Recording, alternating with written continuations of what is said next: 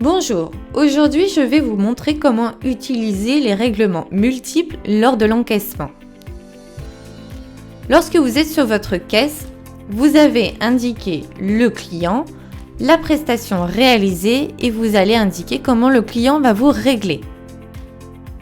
Ici, vous avez les modes de paiement classiques et vous avez également le bouton « Autres règlements ».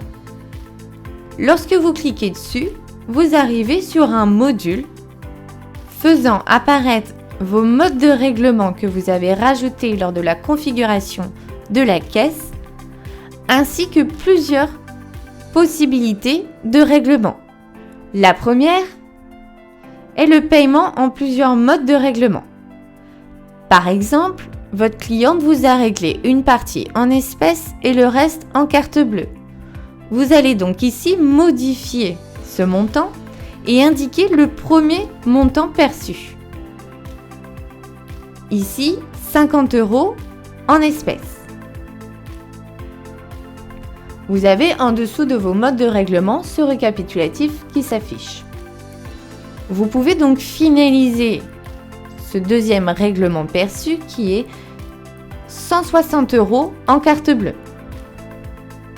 Si une erreur a été faite, vous pouvez supprimer le mode non perçu et sélectionner un autre mode.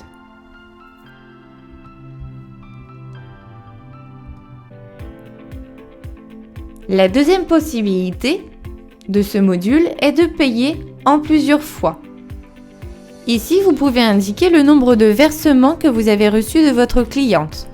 Par exemple, nous indiquons que nous avons reçu 3 chèques, donc on met le chiffre 3. Et ici, nous avons le montant du chèque. Donc, vous pouvez cliquer sur le bouton et nous avons le récapitulatif de ces chèques avec des dates de règlement différentes. Ces dates sont bien sûr possibles d'être modifiées. Voici donc comment on utilise les règlements multiples. Vous avez également une aide qui vous permet d'être guidé lors de ces actions. Si nous cliquons par exemple sur Guide sur plusieurs modes de règlement, nous avons une indication à chaque action effectuée. Par exemple, le premier règlement perçu sera 50 € en espèces et nous avons la deuxième indication qui est indiquée. Cette vidéo est maintenant terminée. Je vous remercie d'avoir écouté et à bientôt.